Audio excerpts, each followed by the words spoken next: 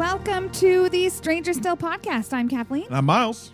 And we are back to our 2023 rewatch of Stranger Things, following character by character as we go through season 1 through 4, which means that we're going to follow all of our main characters, the 11 main characters, just following them individually. I like it. And it's the Stranger Things, nostalgia, action, visuals, music, but the heart of it. The cast and the characters. And it's so much easier this way. I love that we're just focusing on a single person as we go through. Yep. Oh, yeah. Follow us on. Make sure to follow us on Twitter, TikTok, YouTube. Don't forget, like I just did, at Stranger Still 22. Subscribe, share, review us on Spotify, Apple, wherever you listen to your podcasts. Our second character, the nail bat spinning, ice cream slinging, Farah Fawcett spraying, always the goddamn babysitter. It's Steve Harrington.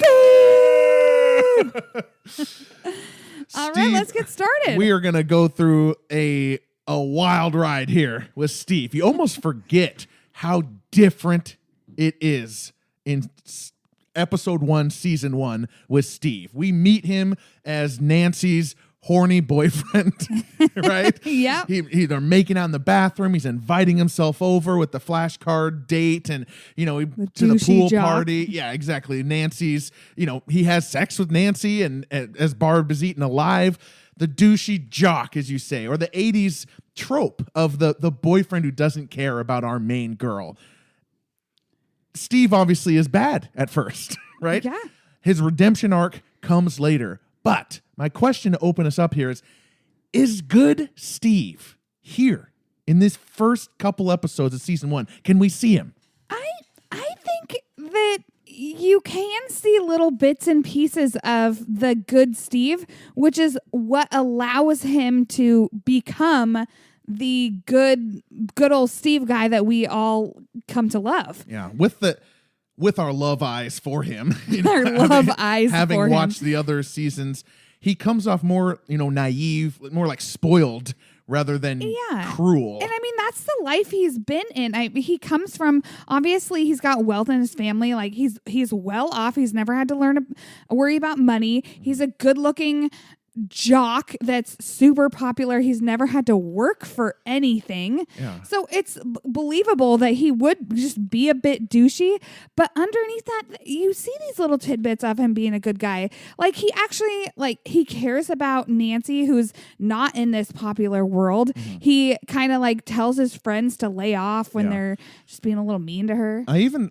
in that first flashcard scene where they're in Nancy's room and he's like, come on, let's make out. Let's play strip flashcards and stuff like that. There's a point at which Nancy is like, we're not doing this. Yeah, I'm not ready for that. And he's just like, oh, well, we're actually studying. As it fades away, he's doing the flashcard thing. Yeah. There's some germ of a nice guy in there. He needs a good thump, as we'll talk about later. But there is a nice guy. But things do get sticky as we move through season 1. He breaks Jonathan's camera for the photos that he took. Nice. Then he shows more care about being in trouble with his dad than Nancy's fears about Barb's disappearance because she was eaten while they were having sex.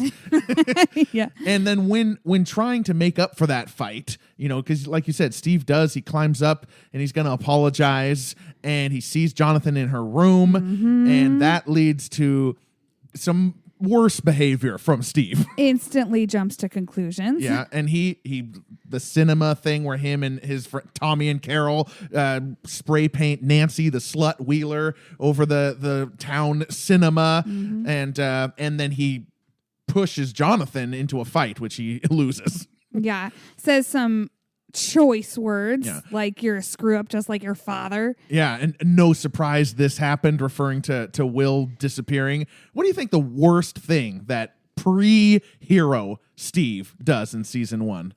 Okay, I have to say it's got to be when his part in the Nancy the slut Wheeler portion, because when you think about how he reacts to the Barb situation, you could chalk that up to him being like a naive teenager. Like, of course, the teenager just kind of cares about themselves. Like, oh no, I'm going to be in such big trouble. So like that's believe. Yeah, that's sucky. It's still an asshole move, but like, okay, yeah, you could see how somebody could react that way. And then like when he gets in the fight with Jonathan and he says all those mean things about Jonathan's family, again, like he's just been hurt significantly. And we all know we say hurtful things when we're hurting ourselves. Yeah. So even though still asshole moves, you can at least like relate to why he said that. But the fact that he publicly shames Nancy by like his part in the graffiti, even though he's not the one that wrote it up on there. Yeah. I think it was his friend that wrote that. Tommy. Like he allowed that to happen, jumping to conclusions before even speaking with her because he was hurt. So like then it's not just affecting him and like the people in that small group.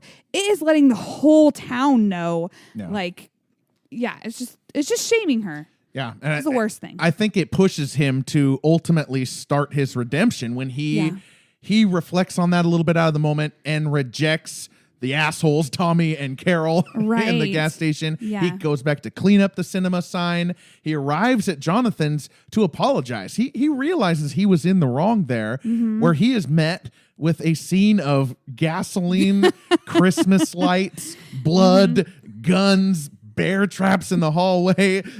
Let's listen to Steve's thrown into our story here. Steve, get out. Wait, what? What is going on? You have 5 seconds to get out of here. Okay, it's a joke. Stop. Put the gun down. I'm doing this for you. Hold on. Wait, what is it? Nancy. No. Nancy. The lights. It's here. Wait, what's here? Where is it? Where is what? Whoa, be easy with that. Where is it? I don't know. I don't see it. Where's what? Hello? Will someone explain me? Demogorgon in there, and he's just like, oh, what was that? I mean, like, imagine how you would react in this situation. Yeah. Like, what would you do? One thing I love about the way we're doing this rewatch and just the character by characters, we've been talking for 7 minutes, nothing about the Upside Down. Suddenly, he goes to Jonathan's house to apologize, and he is just thrown into it. Yeah. Well, I have to say, though, this is where Steve's true character shines through. I mean, so far we've had little hints that he's actually a nice guy, but like at this point it could go either way. Like he could still end up the douche or he could still end up nice, but he's like redeemed himself as this good guy. First, the fact that he came to apologize to Jonathan in the first place, like he didn't have to do that. Like that's the first sign that, okay, he does realize that he was kind of a super dick. But then he sees that Nancy's hurt and he feels like he needs to protect her again. Like he doesn't, it's obviously Jonathan didn't hurt her. I mean, he did technically, but did they cut each other's hands? Yeah, they cut each other's hands. Weirdos. I know. Oh wait, did they? I don't know. Oh, now I don't know. Anyway, that's beside the point. But the fact that he's like willing to jump in and protect her, even though like she's clearly dumped him, another sign he's good. But then we go into he's just seen the craziest stuff happen, and anybody could just leave and be like, I ain't dealing with this. Yeah, that's his biggest heroic moment. After the battle and his state of shock goes, and he's got a chance to leave. He's at his car with his keys. He goes back in with the bat. That's the true hero life. Moment. And it's so, it's so not what we, the audience, expect. Because I think what we lose now, because we love Steve so much, but he is the classic 80s boyfriend who doesn't care, who's a jock, who's popular, who's kind of dumb. And it's just the last thing we'd expect is for him to have the hero moments, dealing the nail bat blows against the Demogorgon. Not Jonathan. Steve is the one doing it. I know. Jonathan's kind of sucking at everything at this point. Jonathan, not great in this battle. Yeah. No. No, Steve saves the day. He's the hero. Yeah. So first of many heroic moments, as we'll talk about here, it's enough to patch things up with Nancy. 1 month later, they are back together, which also flips our expectations on our head. Yeah. I know. And when I watch that, like I know we've, if you've listened to our other podcasts, I say I'm disappointed in that. But like obviously loving Steve, especially as we go through all of the seasons, like ultimately I want to see Steve with Nancy. Yeah. I want him to be happy. I just grow to love him so much. Well, they spend a year dating together between season 1 and season 2. Steve's now a senior. He's given up on college already. There's that little scene where he's like, I'll just work with my dad. Yeah, when she's trying to help him with his college essay. Yeah. He believes they're in love. He's urging them to go to a party, just be stupid teenagers. But at the party, Nancy tells him their love is bullshit. Is bullshit. It's all bullshit. And Steve he's genuinely surprised and genuinely hurt. How over this year did he and Nancy end up on such different pages? Well, first things first, love is blind. People are super dumb when they're in love sometimes. They're just completely blind to like the negative things about their partners. So that's totally believable. But also, I mean, Nancy has just come off of this horrible, traumatic experience, losing her best friend to a demogorgon, a monster, this supernatural world that they have just recently found out about. So I think it's totally reasonable for him to excuse any of her actions as like not being in love with him. Yeah, I mean, I do think that they're not as close as they maybe think they are. He thinks they are. And he thinks they are. And maybe as Nancy thinks they are. They're just on different progressions recovering from that trauma. It has faded for Steve and he's ready to jump back in.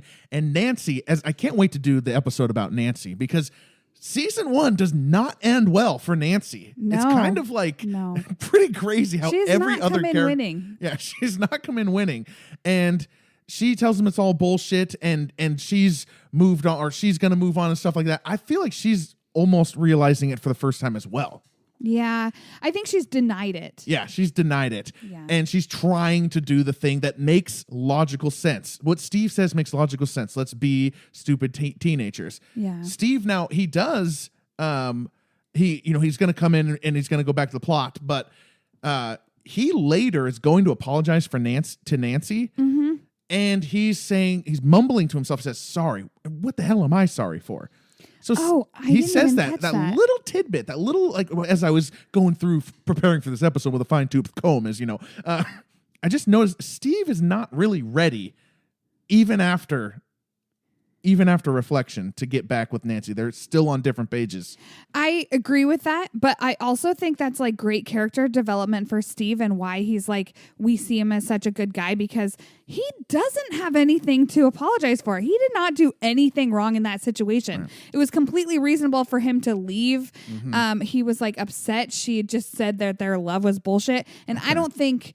I think Nancy was in denial, but I think Steve truly loved Nancy and he was just not seeing her pulling away. So you're more on the side that he doesn't really have anything to be sorry for. No, he definitely did not have anything to be sorry for. But he's willing to go apologize, which is not something that jerk Steve would have done. Yeah, so that's a good point. I mean, just more like pushing him into that like good guy role that we all love. No, that's not what I meant, but I think that works way better. So yeah. Well, he's unaware that Nancy is in Illinois with Jonathan anyway. He goes to apologize. The person he finds while he's there to apologize is Dustin, who needs his help going to kill the interdimensional. He's still got that bat going to kill Dart in Dustin's basement. Steve finds out it has escaped. Yeah. Go ahead. I have to ask, this is where Dustin and Steve's like friendship begins, right? Okay. Yeah. Yeah. I mean, they really have no interaction before this. Yeah. Dustin just knows that Steve is in the loop. He's in the loop. So that is one of his only options. And they he ropes Steve in. You got to help me. But they bond. They're both going through it. Dustin's going through being on the outs on the Max love triangle. Liking this girl. Steve's on the outs for the Nancy love triangle. And as they walk down those train tracks, I think I called them a Sgt. Pepper's Lonely Hearts Club Band, nursing their broken hearts. Yeah. And Steve gives some girl advice to Dustin while they're walking. Whoa. Slow down, Romeo. Sure, okay, some girls, yeah, they want you to be aggressive, you know, strong, hot and heavy, like a lion. But others, you gotta be slow. You gotta be stealthy, like a ninja. What type is Nancy? Nancy's different. She's different than the other girls. Yeah, Interesting. Nancy doesn't fit in. All this whole thing that he's given to Dustin's all BS, right? Oh yeah, the first thing he says, the key to girls is acting like you don't care, which we didn't play, but he says that, and I'm like, that is the stupidest advice you possibly could have given. He's like, Dustin, don't try and capture an interdimensional slug in order to impress Max. Just pretend you don't care. Yeah, it's all bullshit. Yeah. It's kind of funny though that he doesn't necessarily seem to question his overall philosophy based on the fact that Nancy doesn't fit into one of the two categories. Oh yeah, exactly. She's different. Yeah, she's different. She's not in there. So Steve has some work to do on that. But they get down the train tracks. They put a bunch of meat in the middle of the junkyard, and they wait for the Demodogs. Sorry, I just wanted to say more about Steve in that whole scene. Okay. I think like it's really sweet, and going back to Steve's character development, his friendship with Dustin, which is somebody that he never would have been friends with before. I mean, he was this jock. He wasn't friends with nerds, but he sees something in Dustin that now, like, his character development has allowed him to see past all the nerdiness, and he can see that Dustin is like a really cool kid. He also sees that Dustin is hurt and struggling, and like Steve has just gone through that with Nancy. He's been hurt and struggling, and that really like strikes a chord. And so he's just trying to help him, which is like so sweet. And then he gives the advice on the hair. That was the sweetest part. Yeah, that's kind of the bone he throws Dustin. He's like, hey, let me let you in on a little secret. Yeah. And it's something that he doesn't want anybody to know. So he's making himself vulnerable for Dustin. Well, that's great. So they get to the junkyard. They set the trap. They got Lucas and Max with them now. They're waiting for what they think is one Demodog, just Dart.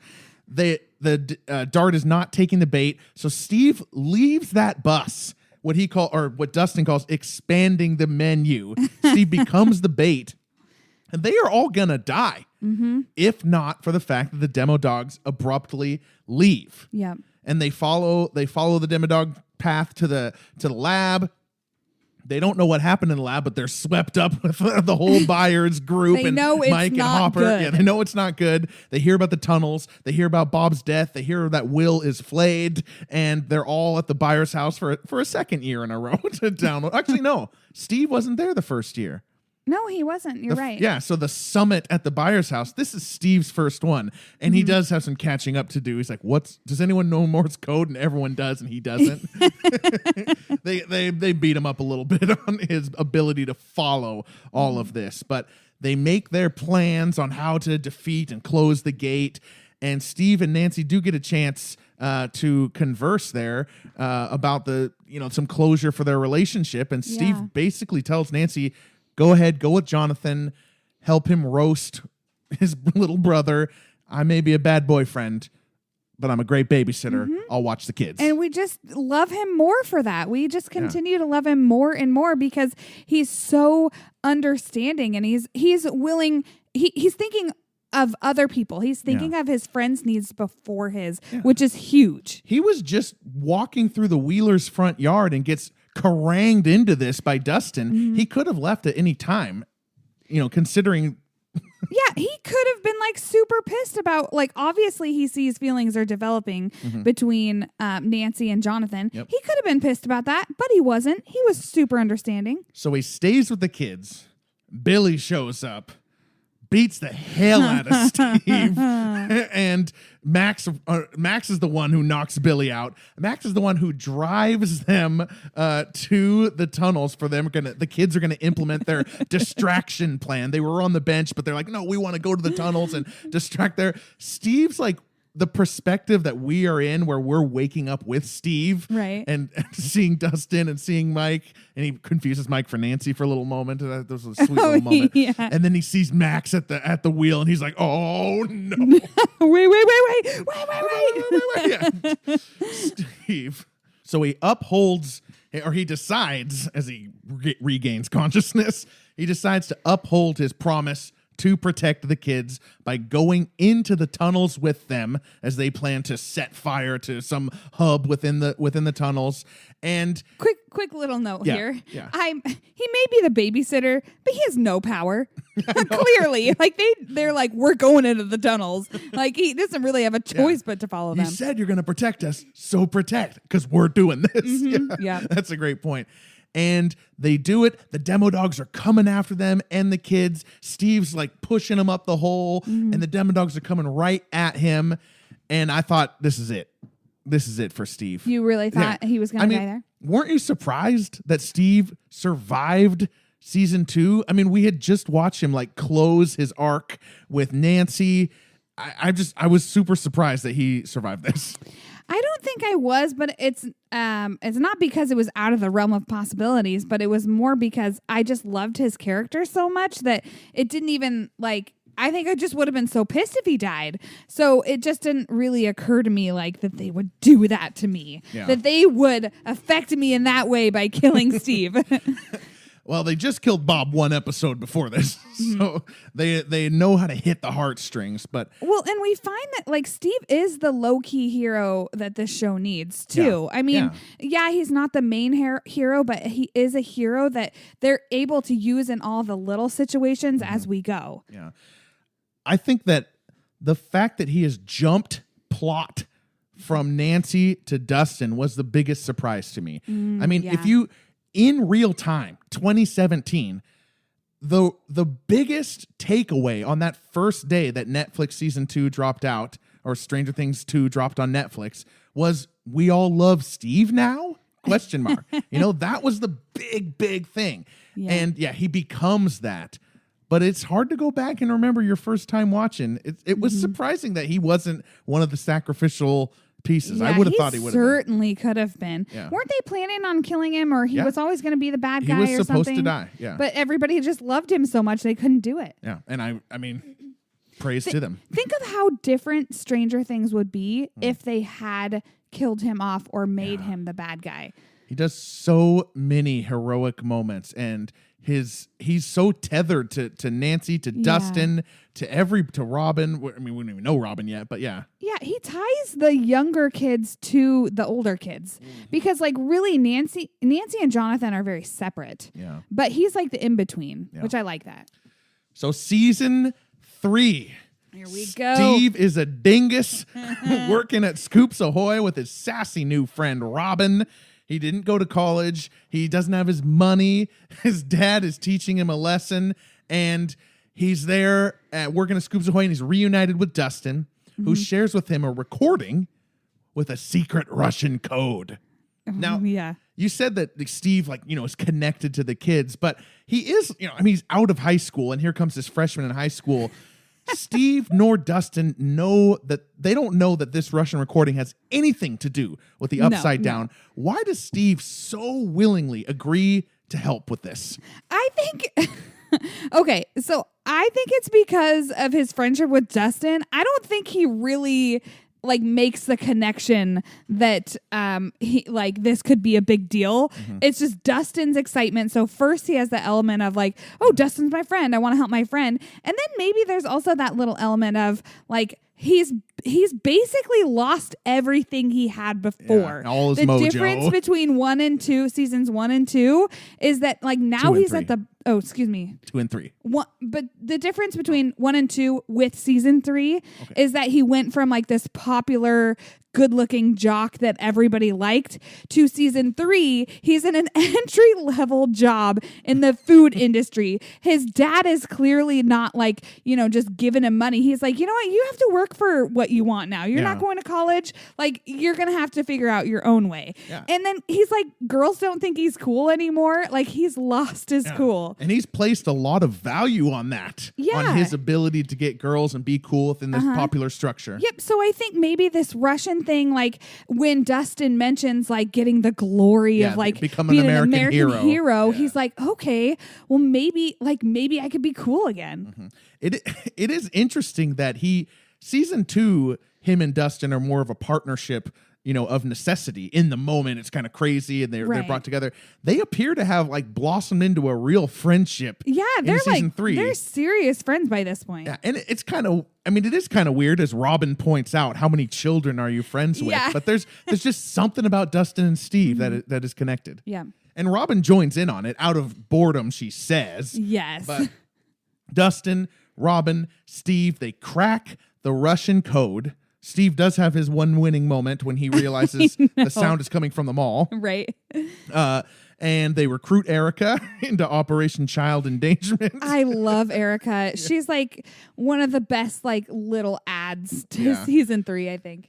They end up plummeting deep into the earth in an elevator to a secret Russian base underneath the mall, which is just a testament to season 3's, bigger scale and wackiness.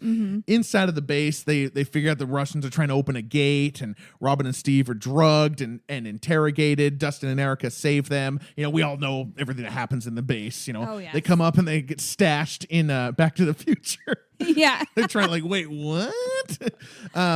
And then we have another Steve scene that really, now we're saying like, oh, we love Steve. Why do we love Steve? This is one of the big moments. This is the best Steve moment, I think. Him and Robin go into the bathroom and they have a conversation in which Steve confesses his love to Robin. When I think about it, I should have been hanging out with this girl the whole time. First of all, she's hilarious. She's so funny. I feel like this summer I have laughed harder than I have laughed in a really long time. And she's smart, way smarter than me. She can crack like top secret Russian codes, and she's honestly unlike anyone I've ever even met before.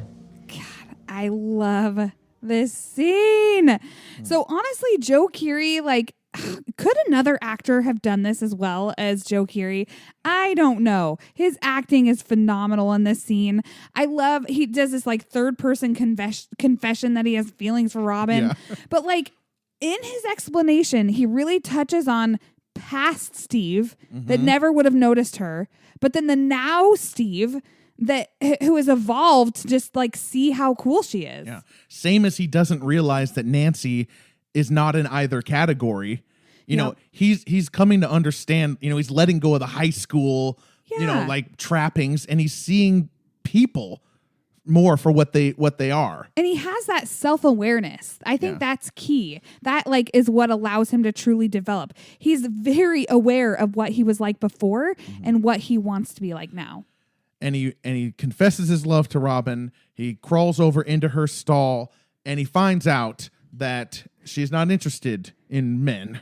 She's interested in women. And what I love about that is we have this terrifying moment where we don't know what Steve is going to say. No. I know the 80s were not an accepting time. No, absolutely not. For that. We don't know what he's going to say. And he has a look of disapproval on his face. I think it's a look of shock. No, he is actively disapproving. And what is he disapproving? He's disapproving of the choice of Tammy Thompson as Robin's crush. She's a total dud. And this just drives home truly how awesome Steve is, because like you said, like it could have gone bad. He could have been super judgmental, but instead he's just judging her on her choice of woman. And like honestly, also, and everything that he said about her before, like why he has feelings for her, is also like the qualities of an excellent friendship too, which is why they develop into this excellent friendship. Yeah, exactly. His acceptance of her as a friend is the same reason he was willing to accept her as a potential love interest. He's seeing people more for more nuance, more for who they are outside of the high school game. I think that's the big thing for Steve. And he's also in this moment, he's super aware that she has just risked so much by being so open with him, and to like show that he cares is like first he judges her on Tammy, but like that's to also show him like she's safe. Yeah, because they're bickering about whether Tammy Thompson is a suitable crush and stuff like that. That's not new for their dynamic. That's how they bicker about everything. Yeah. Their whole summer working at Scoops Ahoy. And now they're just bickering about this. And it's just really comforting. You can see it on like Robin's face. Yeah, it sounds like a Muppet. She does not. She has dreams. I love that comes back in season 4 too. Robin's side of this, I mean, we're obviously in a Steve episode, but Robin's side of this too. Maybe one day we'll do a Robin episode. But so Steve and Dustin bursts in. He's like, we got to get out of here. They are saved by 11 in the food court. They make a plan in the food court. The drugs are wearing off for Steve and Robin, and his role, hopefully they're wearing off, because his role is to drive. Yes. Dustin I know, right? Should he be driving? What is he blowing on the breathalyzer there? I know. His role is to drive Dustin and Erica to Cerebro, and once he's there and they're doing all the stuff, he sees the lights of the mall going nuts, and he's going to drive back because maybe the rest are in danger. And ultimately, it's a good thing he does. Hero Steve. Because he meets the Camaro, Billy's Camaro, at the exact right time before it smashes into Nancy. Yeah. The day is saved, Timing at least is in the parking lot. impeccable. Impeccable. Steve, his hero moments, just like he is gonna go for it. Steve the Hero Harrington. He is Steve the Hero. Do people call him that, or is that just us? No, I think they call him Steve the Hair Harrington, Oh, or at least that's Robin right, does. but it should be Steve Should the be Hero. Steve the Hero. He has evolved now. He's not just the hair. Yeah. What do you think is Steve's? Not just the hair. What do you think is Steve's most heroic moment? Okay, so what do we have here? So like he went in season 1 and took on the Demogorgon, right? Yeah. Season 2, he like offers himself to the Demodogs. Expands the menu. Yeah. Season 3, he's protecting the kids. No, we're in season 3. No, season 2, the end of season 2. He's protecting the kids in the tunnel. In the tunnel. Holding the door for the Russians. Yeah. For Dustin and Erica so they can get out. I won't forget you. and then driving into Billy's car. Yeah. I think for me, it's him coming back to the mall where he ends up driving into Billy's car. Because the meat flayer is the biggest, scariest villain Stranger Things has had so far. And he's seen it at that point. Yep. He knows just how dangerous it is. But he sees those flashing lights and he does not hesitate for 1 second to go back to that mall and see if they need assistance there. And thankfully, he arrives right when Billy's about to kill Nancy. So. I think I agree with you. I mean, that's why I put the question here. I guess it's kind of a spoiler, but for sake of giving a different answer, the first one, you know, the first time he goes back into that house, that's the most unknown, the most mystery, the least sure of his own safety that he could possibly be. The biggest shock. And he still goes in there. Yep. Pretty incredible. Honorable mention, by the way, to when he goes into the basement to beat Dart. And he's got just the bat. I would never do that. No, into the darkness, right? Man. Yeah. Oh, God. Well, ultimately, things at the Battle of Starcourt end tragically. You know, Hopper is quote unquote dead. Billy's dead. Lots of people are dead. Lots of death in this season. Yeah. So it's not a happy ending for Hawkins, but you know, Steve did save at least Nancy's life and a few other lives there. So at least Nancy's alive. Steve the Hero Harrington. Let's go to season 4. All right. Season 4. Now Steve's working at the video store. Another entry-level job that Robin had to get for him. I love it. Yeah, I like the one. What does he say? My favorite Star Wars is the one with the teddy bears. Oh, yeah. And he's back.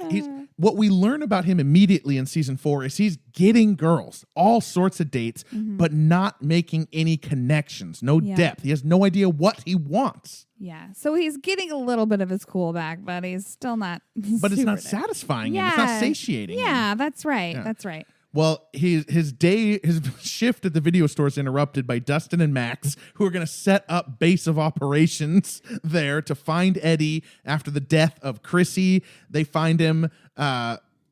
Max figures out exactly where he is, right. and then they go through Max the crushing video it in stuff. this season. Yeah, absolutely. They join up with Nancy after Fred's death, and in the plans to save Eddie and Max. Robin and Nancy go do something, and Steve is left to babysit yet again. And he's not happy about this. So, okay, the Dear Belly, which is like the best episode, he's like forgotten kind of. So what does Steve bring to that episode, do you think? Yeah, it's so true. Dear Billy is like one of the, like you said, one of the most famous things in all of Stranger Things. And Steve is right at the center of that plot line with Max and the running up that hill. We tend to forget that, but Steve is Max's obstacle. That's true. Max is pushing back against Steve most of the episode. She's not staying in the armpit of Mike Wheeler's basement. Right. He says, we're not staying. She says, just drive. She's going to get to the graveyard. And I think Steve is the perfect one for that, because if it had been someone else as the obstacle for Max, it would have taken away from what we, the audience, were going through with Max. Max is just moving through these obstacles without a clunky side problem. Think about if it's Nancy and Max has to convince Nancy to drive all over the place. Yeah. It's a much harder work. It's a much harder lift. And I think season 2 set us up for that with the fact that they didn't give him a choice when they were going into the tunnel. Steve is a pushover babysitter, but he comes about it with love. There's no cruelty. We, the audience, know that everything Steve says he thinks is for the safety of Max. But he also recognizes the need in her. Yeah. And you just forget how integral Steve is, the one who finds Max. By Vecna. Steve is the one who she first falls into, and the final famous shot at the graveyard where it's playing the Kate Bush piano theme, and it's the silhouette. It's Steve's hair in that silhouette. Steve the Hair Harrington. Steve the Hero. I love thinking about Steve as a foil for Max in that episode. I don't think it's thought about enough. No, I definitely didn't think about that until you brought it up, but it's true. He is integral. It's like I don't know, you don't really think about the wood that's used to make the boat. Yeah. You just think about the fact that the boat is floating. So he is the wood that makes the boat. Yeah. It's good they didn't kill him off. We love him. We love you, Steve. Another thread that runs through season 4 is Steve and Dustin. They're having some friction. So they're going through the Scooby-Doo thing, and they're kind of bickering. There's some jealousy between Steve and Dustin in this season. You're not a child. You don't need to be told everything. And I love, again, where these podcasts that we're doing are all about the character development of each of these main characters. And this is just another great escalation into us learning and becoming more connected with Steve, because there's a different dynamic here. He has been his friendship with Dustin is Dustin always looking up to him. But at this point, Eddie is Dustin's new cool nerd friend who likes Dungeons and Dragons. That's not an aspect that Steve has ever been a part of and probably will never fit into. That's really difficult for Steve. So he feels like he's losing that connection with Dustin, who is his best friend, which is kind of funny because he's a kid, but but I think he feels like he's losing Dustin. And so that's why you have this tension through season 4. And why does Steve care? Why does Eddie care? There is just something special about Dustin. Oh, God. We're going to have fun with Dustin's episode. But these two 19-year-olds who care what this nerd freshman thinks, and they talk about that. Eddie's I don't know why I care what he thinks. And Steve's God, this guy's got to get his ego in check. It's his tone, right? And I love that it turns out that Eddie's jealous too. Yeah. And then him, Steve hearing that, I think that really makes Steve feel so much better. Yeah. And so Steve and Dustin, their biggest bicker is about where Skull Rock is. But I was right. No, this is Skull Rock. You have to be right. Steve ultimately is the one Dustin makes the theory that there is a Watergate. Right. Steve is the one who actually tests that theory. Are we being called? We got a listener calling in. We got a listener calling in. Caller, you're on the air. It was my mom. Sorry. I heard what you said about Dustin, and I'm just kidding. Right. So what I was saying, Dustin. I'm leaving all this in, by the way. Oh God. Dustin's theory that there's a Watergate is tested by Steve. Another reason they're a great team, right? Yeah. Dustin's the thinker, Steve's the doer. Right. Steve goes into the water and gets sucked down by the upside down. The hero Harrington. Into the upside down Lover's Lake, and he's being attacked by bats. And remember, we had a lot of speculation as to who was going to be killed off this season because we were sure that it was going to be a main character. Yeah. And so you thought like this was the moment that we lose Steve. I've been thinking Steve is going to die this whole time. Right. Like just waiting for it. Every season, Steve gets beaten up. Jonathan beats Steve behind the alley. Billy beats Steve in the buyer's kitchen. The Russians beat Steve in the underground base. And now the demo bats drag and latch onto him in the upside down. What do you think? Which beating do you think he takes the best? Oh man. I think honestly, like, okay, I think the demo bats was maybe the most heroic. Mm-hmm. But maybe, I don't know. I think the Russian underground base was the biggest because, okay, you have to think about it. These are Russian military. So they are trained in the art of interrogation. Yeah. They know just how far they can go without killing somebody, right? So like he had to have had like the worst beating he's possibly ever had in his life and survived. Yeah. Although I think Billy is a close second. I mean, he's taken full-grown adult military punches in the Russian one. I totally agree.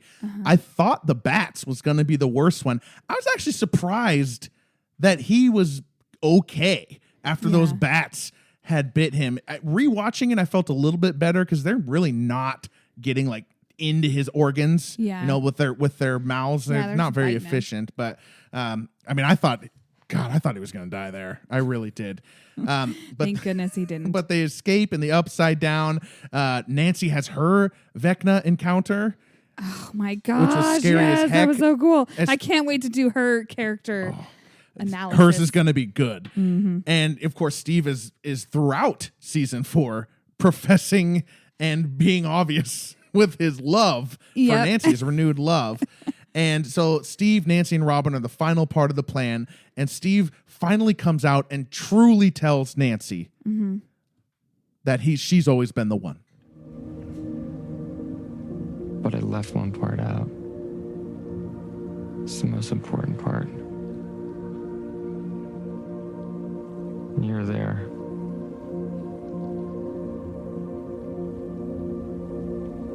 You've always been there.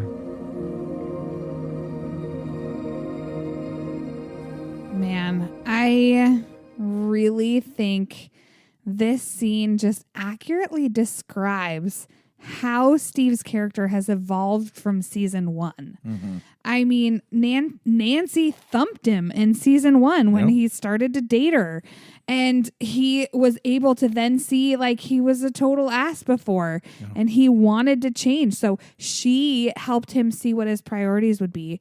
And he changed for it. Again, Stranger Things, the characters are so solid.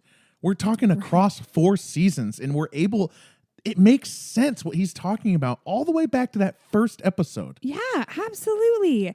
And like, okay, season 3, when Robin asks him if he's still in love with Nancy and he says no. Yeah. That was a goddamn lie. Like he's been in love with Nancy this whole time. And it's true. Like this scene just shows how true that was. I was going to ask you about that. Actually, I had that written down when he says no. Oh, it was totally a lie. I think like at that point, he thinks his future with Nancy is non-existent and he's trying to move on. Well, were you surprised that we had any Steve and Nancy stuff in season 4? I did not see it coming at all. I don't know. Okay.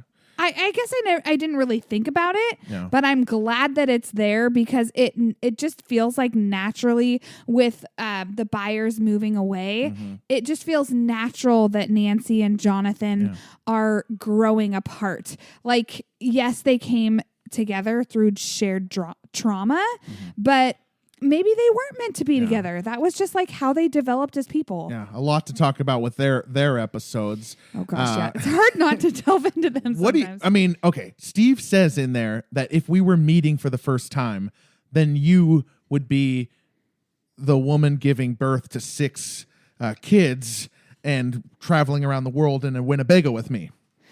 Okay. Do you think that's true? I think that is a wrong thing to look at because I think Nancy has helped Steve develop through everything that they've gone through. And I think that if they did come together, you could almost see it being Nancy's mom. Like Karen married this successful guy and had this unhappy life with these kids. And like, that's not the story that you want for them. And Nancy's like way too strong of a person for that. Yeah. And Steve really needed to just shift his perspective. Yeah. Well, and he's not necessarily asking her back out. The whole premise of that speech is thank you for giving me the thump that I needed to become this person. Yeah. So what they're walking to is to Molotov cocktail Vecna, and they do that. After being strangled by vines, I they love get that Vecna scene. out of the It's house. badass. Nancy shotguns him. Steve Molotov cocktails him, and quote unquote happily ever after.